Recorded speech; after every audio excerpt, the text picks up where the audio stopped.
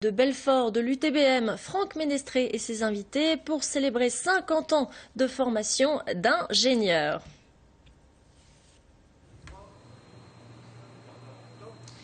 Bonjour à tous, bienvenue en direct de l'UTBM Université de Technologie Belfort-Montbéliard. On fête ce week-end le 50e anniversaire de la formation des ingénieurs ici en Nord-Franche-Comté, avec devant nous une exclusivité mondiale, un prototype, il n'est pas encore vendu, le premier scooter hybride. Damien Père, qu'est-ce qui fait l'originalité de ce scooter, imaginé, conçu en tout cas en termes de récupération d'énergie par les ingénieurs de l'UTBM?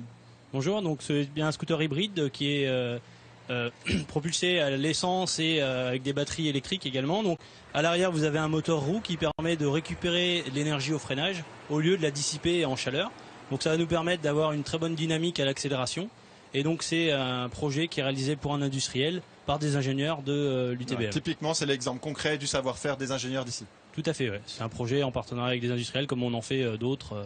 Merci Damien Père de nous avoir réservé cette exclusivité aujourd'hui pour ce direct du midi. À mes côtés, Philippe Marceau, bonjour.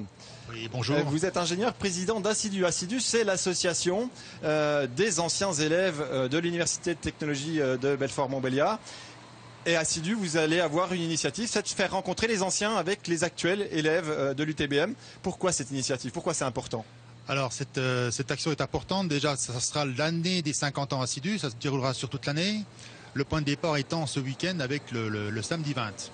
Pourquoi c'est important? Parce qu'il faut bien comprendre que Assidu, c'est le réseau de tous les ingénieurs issus depuis 1962, de toutes les écoles constituantes qui sont aujourd'hui dans le cursus de l'UTBM.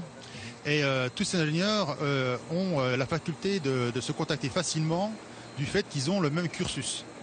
C'est ce qui fait la force et la puissance du réseau. Il y a un lien très étroit qui reste entre les anciens qui peuvent être devenus maintenant des chefs d'entreprise et les nouveaux élèves qui vont à la fin de leur cursus chercher un boulot. Et puis voilà, ça se passe bien comme ça. Voilà, tout à fait. Nous, c'est ce qu'on explique surtout aussi aux étudiants, c'est qu'ils n'hésitent pas à prendre les coordonnées des anciens dans l'annuaire, à leur téléphoner, et ils vont très vite découvrir qu'au bout d'une minute, l'ancien va les tutoyer et va leur rendre service. C'est très rare qu'un ancien ne rende pas service à un nouveau ou à un autre ancien. Quelques chiffres sur l'UTBM depuis la création de la formation des ingénieurs ici en Nord-Franche-Comté. L'UTBM elle a 12 ans, mais la formation existe depuis 50 ans, d'où cet anniversaire.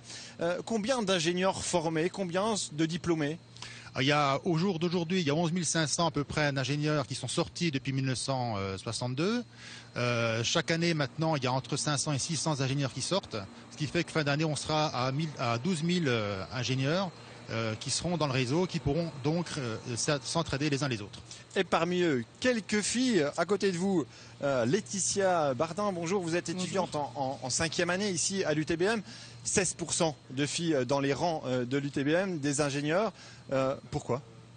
Ouais, je pense que tout simplement, c'est un secteur qui a été beaucoup prisé par les hommes pendant de nombreuses années. Là, on a de plus en plus de filles qui viennent à l'UTBM. Par exemple, moi, je suis en ergonomie design et ingénierie mécanique. On est 25%, un pourcentage qui est en constante augmentation. Et je pense que c'est un secteur qui commence à attirer de plus en plus de demoiselles.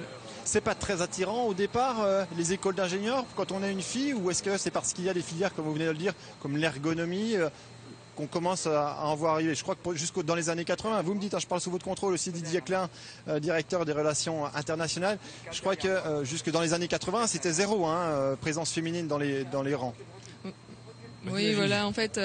Je pense que les femmes commencent à faire de plus en plus d'études en fait, et c'est le début au niveau du secteur ingénieur on augmente significativement chaque année le nombre de filles en fait qui intègrent les écoles pour faire en fait des postes à responsabilité tels que le poste d'ingénieur en fait. Didier Klein, juste à côté de vous, donc directeur des relations internationales, ce travail avec l'étranger, on va parler aussi débouchés, garçons ou filles, peu importe.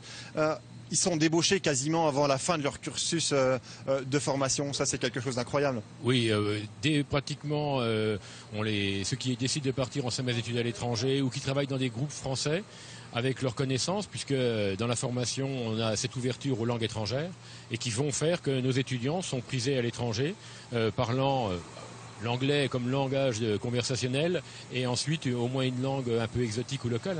On a plus d'une vingtaine de langues enseignées ici, les bases au moins. Et donc ils partent comme ça en Asie et les entreprises viennent les chercher et en gros à peu près 50% de nos étudiants. Enfin, ils partent en Asie, je vous interromps, ils partent en Asie, ils partent Asie, aussi en Suisse ou en Allemagne où ils sont mieux payés. Non, mais où ils sont bien payés. Mais ils sont bien payés partout. C'est des bons ingénieurs. C'est souvent la qualité aussi de cette formation, c'est de pouvoir comme ça offrir en premier emploi à des niveaux financiers intéressants des bonnes choses. Ils sont mieux payés qu'en France? Ils sont mieux payés à l'étranger, mais comme souvent dans toute entreprise, de par le fait qu'ils fonctionnent à l'étranger, et surtout ils ont une certaine liberté qu'ils ont peut-être moins ici, puisque souvent ils sont un peu comme un expatrié en charge d'une petite société au cœur même de l'entreprise. C'est un problème, ça, cette fuite de quelques-uns de nos cerveaux. Je crois que c'est 20-22% qui partent à l'étranger. Oui, ça représente pratiquement autant qui restent en Franche-Comté. Alors cette formation, vous apportez des précisions si vous estimez qu'il y a des choses importantes. Si elle est aussi efficace aussi, c'est parce qu'il y a un partenariat avec la Bourgogne. On dit université de technologie Belfort-Montbéliard, mais c'est un partenariat sur la grande région avec la Bourgogne. Voilà, c'est l'international. Donc le côté, on est dans le Polytechnicum, donc on travaille avec l'université de l'ENSEM de Besançon, l'ISAT de Nevers, d'autres centres de formation, à la fois en enseignement mais également en recherche. Et donc nos étudiants ont des possibilités de travailler chez nous et puis d'aller apprendre aussi ce qu'il fait localement. Comme quand on l'envoie à l'international, ils vont voir ce qui s'y fait. Avec une mutualisation des moyens, il y a des moyens qui ont évolué depuis 50 ans. On va voir quelques images tout de suite d'une chambre électromagnétique juste derrière nous. De quoi il s'agit? Elle sert à quoi? Elle va servir à tester donc les appareils au niveau électronique et leur interaction avec les champs électromagnétiques. Et puis donc ça, c'est un outil qui est offert à nos étudiants, mais aussi en partenariat avec l'industrie, qui nous donne des moyens complémentaires pour mieux fonctionner. De belles heures, Philippe Marceau, encore de belles heures pour l'UTBM Belfort-Montbéliard. Là, 50 ans derrière, il y a encore de belles années devant. Il y a des très bonnes années devant, et de toute façon, je veux dire, le réseau se construit chaque année. Et c'est le but de cette année, c'est de construire sur une année complète avec d'autres événements où on aura peut-être l'occasion de se retrouver. Toute cette culture d'entreprise et d'ingénieurs. Merci à tous les trois d'avoir participé avec un peu plus de filles. Ce sera encore mieux, c'est ce que me disaient les garçons il y a quelques instants. Voilà, tout de suite la fin du journal en région. Merci.